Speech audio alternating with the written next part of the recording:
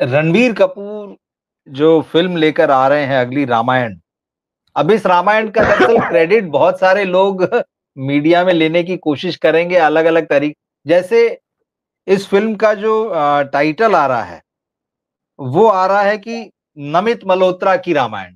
आप यूट्यूब पर देखेंगे। अब नमित मल्होत्रा प्रोड्यूसर हैं, नितेश तिवारी डायरेक्टर हैं, तो कहीं जगह लिखा जाएगा नितेश तिवारी की रामायण, कहीं लिखा जाएगा रणबीर कपूर की रामायण। यश जो इस फ़िल्म में रावण का रोल निभा रहे हैं, वो इस फ़िल्म के को-प्रोड्यूसर हैं। मतलब बहुत सारी चीज़ें आगे होगा 2026 में फर्स्ट पार्ट आएगा दिवाली पे, 27 में सेकंड पार्ट आएगा, 2 पार्ट में ये फ़िल्म बन रही। लेकिन अभी एक इसका इंट्रोडक्शन टीज़र आया है और बड़ा लंबा-चौड़ा। आपने देखा तो आपका क्या रिएक्शन था? सबसे पहले हम इस पे आते हैं। अब मैं 50 के दशक में ले जाऊंगा। अच्छा जी। महिपाल जी जोधपुर के थे, महिपाल जी। हाँ, ठीक है। और जी, जब जी। धार्मिक फिल्मों की बात आती है तो महिपाल, अनीता गुहा और बीएम व्यास, हीरो हीरोइन और हाँ, विलेन की खलनायक की तिकड़ी कभी भी भूली नहीं जा सकती। इतिहास ठीक प्रधान है। फिल्में, ऐतिहासिक फिल्में और धार्मिक फिल्में। और अनीता गुहा पर तो सीता मैया का एक तरह से हाँ। ठप्पा ही लग गया था, है ना? अब देखिए, मैं आपको एक बात कहूँ, अब मैं आ जाता हूँ 90 के दशक में, सीधे छलांग मार जी, के 40 साल का गैप भर देता हूँ। 90 के दशक में जब रामायण सीरियल आ रहा था, धारावाहिक आ रहा था दूरदर्शन पर, तो सिनेमा घरों में एक फिल्म आई। उस जी। फिल्म के 2 शब्द थे, दूसरा शब्द बादशाह था, पहला शब्द मैं भूल रहा हूँ। और उसमें ओके। डैनी के साथ दीपिका चिखलिया, वो रामायण की सीता मैया थी। जी, और जी। पोस्टरों पर स्विमिंग सूट में उनके फोटो थे। ठीक। रामानंद सागर जी ने उस फिल्म के निर्माता से बात कर वो थिएटरों से फिल्म उत्तरवादी रिलीज के शायद 1 या 2 दिन में ही, ठीक है। ध्यान दीजिएगा, मैं बहुत बड़ा संकेत करने जा रहा हूं, फिर जी, जी, स्पष्ट जी। करूंगा कि इमेज। बिल्कुल। अब आप हाँ, देखिए, एनिमल में जिसने घटिया सेक्सुअल फूहड़ भद्दे और हिंसा बीभत्सता का जो काम किया है, उस रणबीर कपूर को राम के सौम्य सुशील शांत शालीन रोल में दर्शक, भारतीय जनमानस, हिंदी सिनेमा का बिल्कुल। जनमानस स्वीकार कतई नहीं करेगा। ये नोट करके रखिए। फिल्म के फेल होने का सबसे ओके। बड़ा कारण, कई कारणों में से एक कारण ये होगा, इमेज। ये हिंदी जी, सिनेमा जी। का दर्शक है, ये इमेज पर जीता और इमेज पर मरता है। सही इमेज है। सबसे बड़ी होती है। एनिमल की इमेज अभी भी लोगों के यहाँ है। वो विभत्सता, वो बेहुदापन, वो अश्लीलता, वो नंगापन भूले नहीं है लोग। देखिए, सफलता अलग है, एनिमल की सफलता हाँ, का हाँ। लेन देन नहीं है। दूसरा कारण, ये पहली मिसकास्ट, ये दूसरी मिसकास्ट है सीता जी के रोल में साई पल्लवी। किसी एंगल से भी उनमें सीता जी वाले कुछ नहीं है। देखिए, दीपिका चिखलिया का सबसे बड़ा माइनस पॉइंट क्या था? दीपिका चिखलिया और ये जो द्रौपदी बनी थी, रूपा गांगुली, आवाज बहुत खराब थी। रूपा गांगुली की तो सारी आवाज ही नाक से थी और दीपिका चिखलिया ऐसे लगता था जैसे कोई विदेशी हिंदी बोल रही है। लेकिन ये जी, चुप जी, रहती थी जी। तो द्रौपदी और सीता मैया ही लगती थी। ये भी गौर कीजिए, ठीक है। चुप बिल्कुल। रहती थी तो। अब साई हाँ, पल्लवी का नथुने चौड़े फटे हुए, सीता मैया का पूरा वर्णन पढ़ लीजिए शास्त्रों में, कहीं चौड़े फटे हुए हुँ। नथुने नहीं है भाई। आप इस बात को क्यों? और दूसरा क्या है साई पल्लवी के बारे में, अभी रामायण का मुझे नहीं पता, साउथ में कि बिना मेकअप के करती है तो ये सीमेंटेड रगड़े हुए फर्श की हाँ, तरह से उनका चेहरा। इस सीता पर तो मैया बहुत का बात होती है मतलब, साउथ में। हाँ, तो जी। सीता मैया का मतलब समझिए, सीता मैया कौन है? ये कोई इधर उधर का पात्र नहीं है, भारतीय जनमानस। और एक बात और है, राम मंदिर के ये जो लोकार्पण हुआ उसके बाद तो लोगों के यहाँ सीता मैया और प्रभु श्री राम कुछ और ही है, स्वीकार नहीं करेंगे। तीसरी बात, सबसे बढ़िया इस हुँ। फिल्म का पहलू जो है, कैसा कर पाएंगे अलग बात है, वो मात्र एक ही है बढ़िया, सबसे बढ़िया, वो है यश का रावण बनना। हाँ, लेकिन लेकिन बहुत बड़ी चुनौतियां होगी यश के, रावण के लिए, क्योंकि रावण के दाढ़ी नहीं थी और बिना दाढ़ी के यश का जो तीखा हाँ। नाक है वो रावण के साथ न्याय नहीं करता, हुँ। न्याय नहीं करता। हमा गोगा कपूर जी, ने जी। रामायण के रावण के लिए ऑडिशन दिया, जोर दिया, मुझे बनाइए, गोगा कपूर को नहीं, अरविंद त्रिवेदी को छोड़कर रावण सोचिए जरा, सोचिए कि कौन हो सकता था। नहीं, वो तो अल्टीमेट लेकिन कास्टिंग फिर थी, भी बिल्कुल। हाँ। अब दाढ़ी वाला रावण कैसे बनाएंगे? अरे यस, दाढ़ी में तो फिट है। मूंछ वाला राम ले आए थे आदि पुरुष में ये लोग, मतलब कितनी बड़ी गलती की थी। अब ये दाढ़ी वाला रावण। आदि पुरुष तो बहुत भद्दा मजाक था, और मैं ये कह रहा हूं बिल्कुल। ये फिल्म उससे भी बड़ा भद्दा मजाक सिद्ध होगी। एक आध चीज है, अब गीत संगीत को लीजिए, देखिए हाँ। ये भारतीय जनमानस है, ये गीत संगीत नहीं भजन चाहता है। मुझे जरा बताइए कि फिल्मों में आखिरी, हिंदी सिनेमा में आखिरी ढंग का भजन कब आया था? ये लगान वगान के भजन नहीं थे, ये फालतू के ऐसे ही वो गीत भर दिए। ए आर रहमान को हिंदी सिनेमा की तमीज ही नहीं है भाई, समझ ही नहीं है इस बंदे को, और इस बंदे को दे दिया म्यूजिक बनाना, और वो कुमार विश्वास से गाने लिखवाए। अब वो आदमी क्या गाने लिखेगा जो भुवड़ मंचीय प्रस्तुतियां किए हुए है, जो आज तक एक प्रेम गीत के कारण से अपनी दुकान चला रहा है, और जो राजनीतिक टटपूंजियाबाजी से ही अपना काम चला रहा है। वो हिंदी सिनेमा का गाना अलग है, और रामायण में सिर्फ इसलिए कि कुमार विश्वास जो है वो आदमी अपने ये क्या राम कथा करते रहते हैं, तो फिर तो मुरारी बापू से लिखवा लो गाने रामायण के, वो तो उनसे भी ज्यादा है। ये नहीं होता है, ये पात्रता नहीं है, ये इस फिल्म के निर्माताओं की दूसरी मूर्खता है कि कुमार विश्वास से भजन, वो बल्कि गाने लिखवा रहे हैं, भजन तो क्या लिखेंगे ये। और फिर ए आर रहमान, अरे जिस आदमी को हिंदी सिनेमा की तमीज और समझ नहीं, वो भजन बनाएगा और रामायण के। होगा ये कि वो आदमी इसमें म्यूजिक के नाम पर क्या करेगा, वेस्टर्न सारे भर देगा, साज और ताल रिदम सब वो भर देगा। इस आदमी को हिंदी शास्त्रीय संगीत की समझ नहीं है साहब, इस आदमी का रिकॉर्ड बड़ा बुरा है। यहां चाहिए लक्ष्मीकांत प्यारेलाल जैसा, जो फिल्म में सिर्फ एक दृश्य है उसके लिए राम जी की निकली सवारी, राम जी की लीला न्यारी भर देते हैं। मुझे बताइए राम लक्ष्मण के इस गाने का तोड़ है क्या, कि जो 3-4 गायक गाते हैं, देवा ओ देवा गणपति देवा तुमसे बढ़कर कौन, और तुम्हारे इन भक्त जनों में हमसे बढ़कर कौन, लाइए हर गणपति पर बजता है, हर रामनवमी पर बजता है क्या? एलपी वाला म्यूजिक चाहिए भाई। और ज्यादा ज्यादा ये क्या करेंगे, इनको ले आते, ये मराठी बंधु है ना, क्या नाम इनका, अरे ये तो भाई अजय अजय अतुल, ये मराठी का शोर शराबा रिदम का भर देते हैं, सिर्फ इतना ही समझते हैं युद्ध वाला म्यूजिक डाल दो और बस हो गया।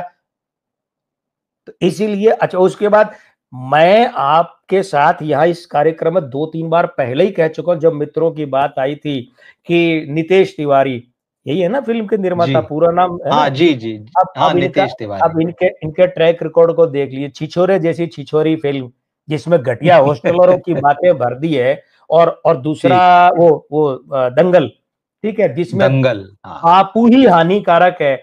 अरे ये वो है जहां से शुरू किया था कि मम्मी से सीखा है मैंने ये नया गीत, daddy you are very sweet, आजा गले लग जा पापा मेरे प्यारे प्यारे।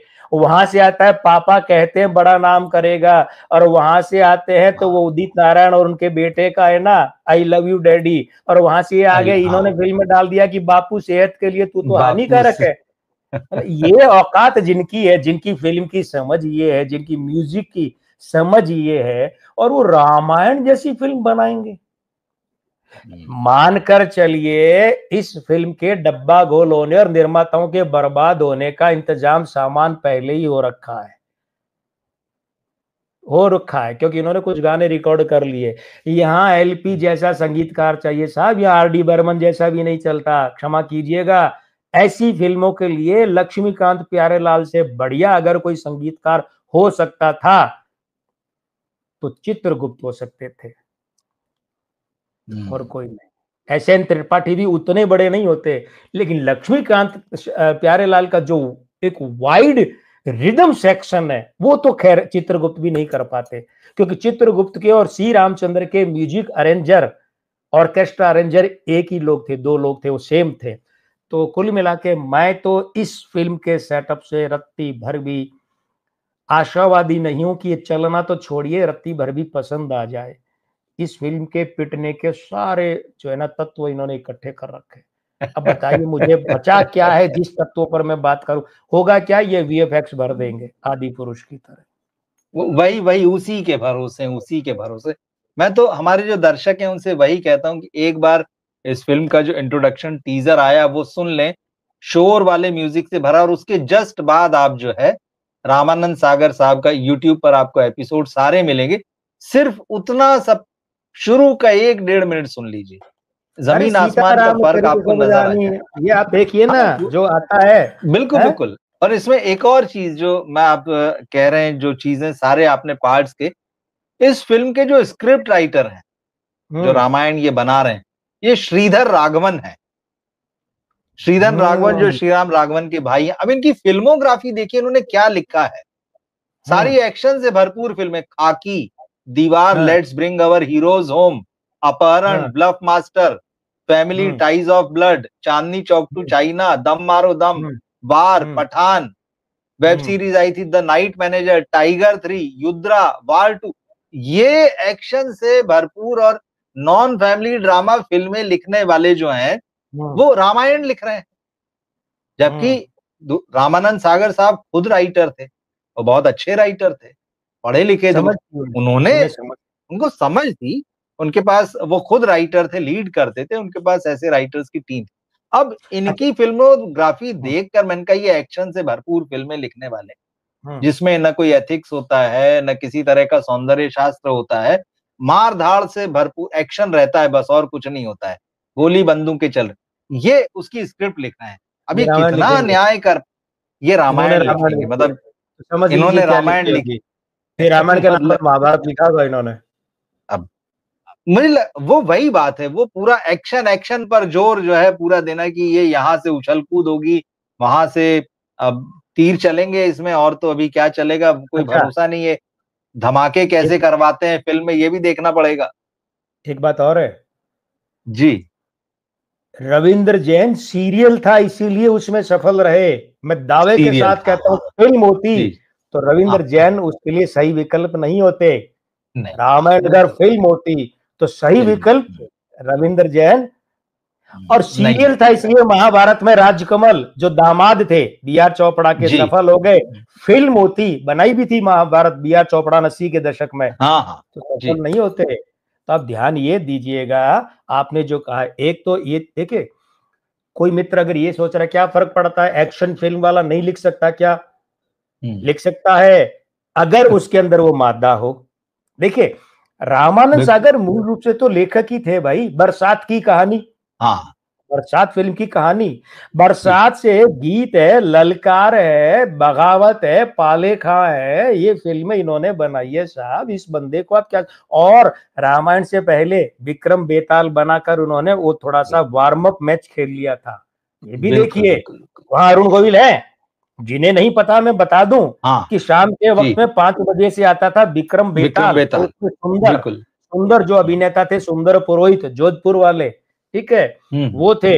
और बेताल वे थे, और विक्रम थे अरुण गोविल। तो अरुण गोविल को उन्होंने वहीं परीक्षित कर लिया था, और फिर वो रामायण में आए। तो वो हाथ आजमा के, अब आप ये देखिए ना, अब आपने एक पहलू जो मैं चूक रहा था राइटिंग वाला वो भी बता दिया। तो जी, लेखन से लेकर निर्देशन, कलाकारों का चयन, गीत संगीत, कोई पहलू ऐसा है ही नहीं जिसे देख लेकर हम आशान्वित हो थोड़े से कि शायद ये कुछ अच्छा हो जाए।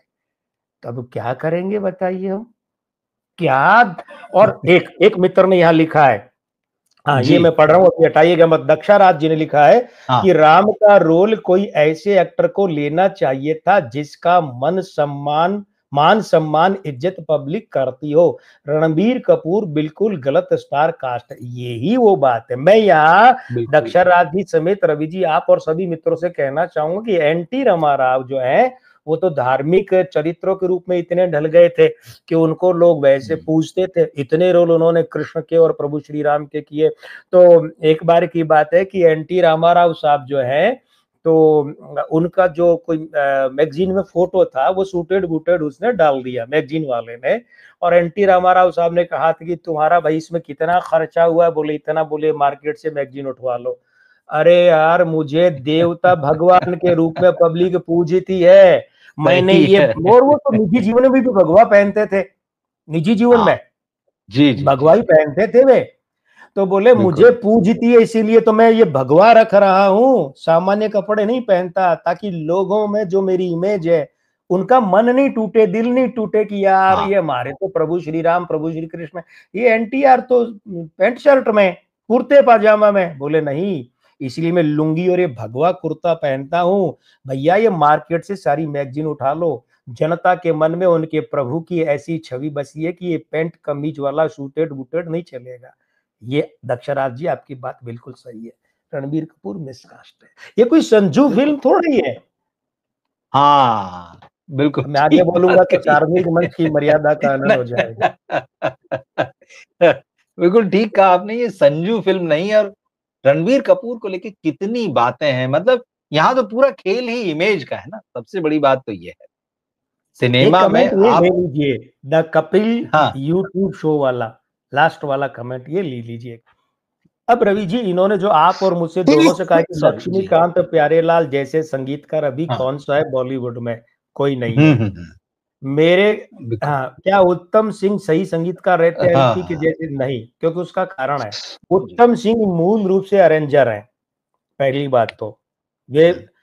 और अपने मित्र जगदीश खन्ना के साथ उत्तम जगदीश नाम से संगीत देते थे। और पेंटर बाबू फिल्म आई थी मनोज कुमार की, जो भाई राजीव गोस्वामी और मीनाक्षी शेषाद्री को लेकर लॉन्च हुँ, किया था, हुँ। उससे इन्होंने पदार्पण किया था। इनकी तब की एक फिल्म थी वारिस, जिसके गाने बहुत हिट हुए थे। बहुत, इसके बाद बहुत में हाँ। जगदीश खन्ना का देहांत हो गया तो उत्तम जगदीश की जोड़ी टूटी। और हाँ, उत्तम जगदीश मनोज कुमार की क्लर्क में भी आए थे, लेकिन म्यूजिक ठीक ठाक रहा, फिर चली नहीं। उसके बाद कलयुग और क्यों में आई, लेकिन मामला जमा नहीं। असल में क्या है, फिर उत्तम सिंह ने ये दिल तो पागल है में दिया था संगीत, एक और भी, लेकिन और गदर में दिया। लेकिन वो क्या गदर। होता है, इनकी बहुत सीमाएं हैं। कारण क्या है कि मूल रूप से ये सीमाएं गदर और दिल तो पागल है में वो साफ दिखाई दे रही थी। असल में क्या, उत्तम सिंह का ऑर्केस्ट्रा अरेंजमेंट और जो ट्यून बनाना है, धुन बनाना, वो धार्मिक फिल्मों की या जो आम हिंदी सिनेमा की जो एक वाइड रेंज वाली होती है, एलपी वाली, लक्ष्मीकांत प्यारेलाल वाली, वो उत्तम सिंह जी के पास भी नहीं है। तो आज की तारीख में तो कोई नया संगीतकार खोजना पड़ेगा। महेश किशोर में मुझे जरूर, सनम बेवफा में मुझे लगा था कि शायद ये करेंगे, लेकिन वे चले नहीं 2 फिल्मों के बाद। धन्यवाद इस कमेंट के मतलब लिए। जी, जी। मतलब जो चीज़ आप कह रहे हैं और जो चीज़ समझ में आ रही है, हम्म। जैसा कि हो रहा है बॉलीवुड में इधर लंबे समय से, अब वो फ़िल्में नहीं बन रही। ये सेटअप बन रहे हैं, ये प्रोजेक्ट बन रहे हैं। ये एक प्रोजेक्ट, प्रोजेक्ट एग्जैक्ट, बनाओ, रामायण ठीक कहा प्रोजेक्ट बनाओ आपने। और सेटअप देखो उसमें क्या सेटअप है। यानी किसे जोड़ना कौन-कौन है। से हाँ, हाँ, किसे ये जोड़ना है? रणबीर कपूर राम हो जाएगा, यश रावण हो जाएँगे। कि कोशिश पहले की ऋतिक रोशन को रावण बना दें, तो ऋतिक रोशन ने मना कर दिया। साई पल्लवी ले लो, जानवी कपूर पे विचार ये कर क्या लो, हो रहा है, रवि दु हाँ? ये बाहर से अंदर ला रहे हैं। मतलब ये जो हाँ, फिल्म में बनती हाँ, है ना, ये दिशा बाहर से अंदर है कि ये चुनो और फिट करो, जबकि होना ये क्या जो चाहिए, ये है और ये हाँ, चुनो। अंदर से हाँ, बाहर होती बिल्कुल। है कास्टिंग, बाहर हाँ, से अंदर बिल्कुल, नहीं बिल्कुल। होती है। तो ये ये हमारे जो सेटअप है कास्टिंग दरअसल। डायरेक्टर मित्र देख रहे हैं ना ये वीडियो या जी, बाद में जी। देखेंगे, वो भी इस बात को हाँ, समझते हैं कि कास्टिंग अंदर से हुँ, बाहर, स्टोरी की मांग के हिसाब से, माँग कैरेक्टर की हाँ। मांग के हिसाब से। और आप तो डायरेक्टर है, राइटर है भाई, आप बेहतर समझते हैं। लेकिन ये क्या हुँ। करें, ये प्रोजेक्ट है, ये बाहर से अंदर होता है। ये सेटअप बन गया, ये एक प्रोजेक्ट है उसमें सेटअप कौन सनी देओल को ले लो, लारा दत्ता को ले लो, फिर उसका रकुल प्रीत सिंह को ले लो, चुन-चुन के ले आओ, अच्छा सनी देओल इनको को ले लो, हनुमान जी इनको बनाया बनाओ। है, हनुमान जी बनाया है, हाँ, हनुमान जी बनाया है सनी देओल साहब को, अब सनी देखते हैं देओल। कैसे लगते हैं, क्या रोल होता है, कैसे जमते हैं, नहीं जमते। तो ये वही है, ये एक प्रोजेक्ट आ रहा है, एक सेटअप बन के आ रहा है हमारे सामने। अब बहुत बड़े पैमाने पर आ रहा है। इसके बजट की शुरुआत की खबरें जो थी 700-800 से शुरू हुई थी, फिर 1000 करोड़ आया, फिर अब 1600 करोड़ रुपए का बजट आ रहा है। ये भी कहा जा रहा है इतनी कि 1600 करोड़ मतलब इतनी पता नहीं बुरी अभी कहाँ फिल्म जाएगा। बनेगी है, इतनी बुरी फिल्म बनेगी कि कहीं ऐसा नहीं हो जाए कि ए आर कारदार की हालत हो जाए इसके निर्माताओं की। कौन है इसके निर्माता? जो मैं मैंने कह रहा हूँ आपको अपने नाम तो घर बताए, कुबेर है क्या कि 1000-1200 करोड़ डूब जाएंगे तो फर्क नहीं पड़ता। जैसे मैंने कहा बजट जो है अब 1600 करोड़ तक, मार्केट में ये भी खबरें आने लगी कि जैसे इंट्रोडक्शन वाला ये जो ट्रेलर आया उसके बाद ही फिल्म ने 1000 करोड़ कमा लिया है।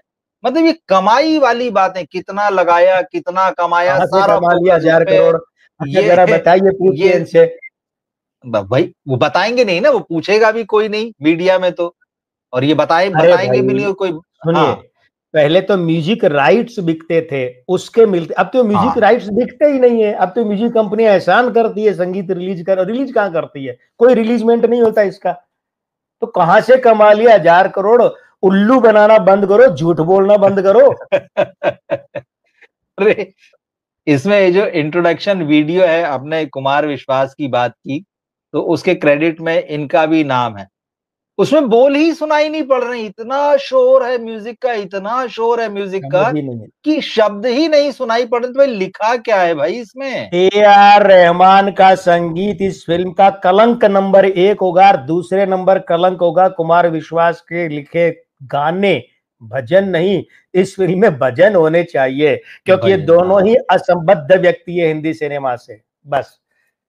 अब रहा सवाल, एक बात और है, वो ये देखिए कि ये इस तरीके की फिल्में ऐसे सेटअप प्रोजेक्ट में बनाकर ये लोगों की भावनाओं के, धार्मिक भावनाओं के साथ बहुत बड़ा खिलवाड़ कर रहे हैं। न करें, अच्छा रहेगा, क्योंकि ये हिंदुस्तान का दर्शक है, हिंदी सिनेमा का दर्शक है। ये पागल दर्शक नहीं है कि कुछ भी परोसोगे और कुछ भी जो है वो सहन कर लेगा। ऐसी फिल्में कम से कम 8-10 भजन होने चाहिए थे, हर 10-15 मिनट के बाद एक भजन, और वो इतना मीठा हो कि लोगों को रुचि आ रही है। अब वो तो सपने ही लीजिए, जो सेटअप गीत संगीत का। तो AR रहमान को लेने वाले पागल हैं क्या? इन लोगों को किसी मनोचिकित्सालय भेजिए कि जो इस आदमी को हिंदी सिनेमा में संगीतकार लेते हैं। छावा का सबसे बड़ा ड्रॉबैक तो यही था, इस साल की सबसे बड़ी फिल्म है कमाई के मामले में बॉलीवुड की। माइनस उस फिल्म का अगर सबसे बड़ा कोई माइनस पॉइंट और ड्रॉबैक है, मैंने तो कहा भी था रहमान कि ये संगीत, ये आदमी समझता ही नहीं है माइनस पॉइंट है। हुआ वही, अगर वो होता तो सोचे कितना मिठास होता, ये शोर भर देता। अरे भाई, कुल मिला के तमीज नहीं है, समझ नहीं है, आप ले रहे हो तो आप तो बेवकूफी भरा सिलेक्शन करते हो। क्यों लेते हो? फालतू पैसे पड़े। उन्हें लगता है कि हमको फिल्म इंटरनेशनल लेवल पे बेचनी है। AR रहमान एक ऐसा नाम है हमारे संगीत का जो इंटरनेशनली एक्लेम होता है। बिकती है फिल्में, जरा ये तो बताइए ना। यही सोच है कि हम हिंदुस्तानी दर्शकों के लिए ये फिल्म नहीं बना रहे हैं, ये फिल्म इंटरनेशनल मार्केट के लिए बन रही है। ये चीज तो ठीक है, फिर वहीं पिटेगी। हाँ, तो वहां तो पिटनी है। वही फिजी, गयाना, कैरेबियन, मॉरिशस, यहाँ जाकर के यूरोप में क्या ये फिल्म चलेगी? हिंदी वाले लोग देखेंगे, अंग्रेजी वाले तो बिल्कुल ही नहीं देखेंगे, उन्हें क्या लेन देन। और हिंदी वाले कौन जाएंगे वहां देखने? और जो देख के एक बार आएगा वो 4 लोगों को मना करेगा, मत देखने जाना भाई। और यहाँ सिंगल स्क्रीन थिएटर तो वैसे ही पीट देंगे इस फिल्म को। आज भी सिंगल स्क्रीन थिएटर है, काऊ बेल्ट तथा कथित जो कहते हैं सम्मान पूर्वक हिंदी पट्टी सम्मान, उसमें नहीं चलेगी सिंगल स्क्रीन थिएटर। और मल्टीप्लेक्स वाले पॉपकॉर्न और कॉफी और मजबूरी में समोसे और उसके पीछे कितना कोल्ड ड्रिंक के पीछे कितना झेलेंगे? क्यों? क्योंकि जो सामने होगा न तो राम जी का रोल ढंग से, न सीता जी का, है ना, और गीत संगीत है नहीं, ऊपर से लिखा हुआ स्क्रिप्ट के नाम पे, ये तो वो आदमी कब तक झेलेंगे? कुल मिला के एक पिटने वाली, पूरी तरह पिटने वाली फिल्म का सेटअप सही चीज, सेटअप है। देखते हैं, लेकिन जो आया है इंट्रोडक्शन वो तो बिल्कुल वैसा नहीं लग रहा है कि कुछ बहुत बड़ी चीज आने जा रही है। आपने बहुत एकदम बेबाक और बिंदास ढंग से अपनी बात रखी, और बहुत सारे दर्शक हमको कई दिनों से कह रहे थे कि रामायण के बारे में आप क्या सोच रहे हैं। तो मुझे लगता है कि जब इंट्रोडक्शन टीजर आया उसके बाद ही हम बात कर सकते थे, और जो चीजें दिखाई दी और जो सेटअप अब नजर आ रहा है, उसके आधार पर जो आपने कहा बिल्कुल साफ है, वो सारी चीजें दिख भी रहा है। मुझे लगता है हमारे दर्शक इससे सहमत होंगे, या उनकी जो भी राय है, लाइव में जिन्होंने बात की उन्होंने अपनी बात रखी है, जो लोग बाद में इसको देखेंगे वो भी जरूर अपनी बात रखें। और समय समय पर जब भी इसमें कोई डेवलपमेंट होंगे और हमें लगेगा कि उस पर बात करना चाहिए, तो फिर हम जरूर करेंगे।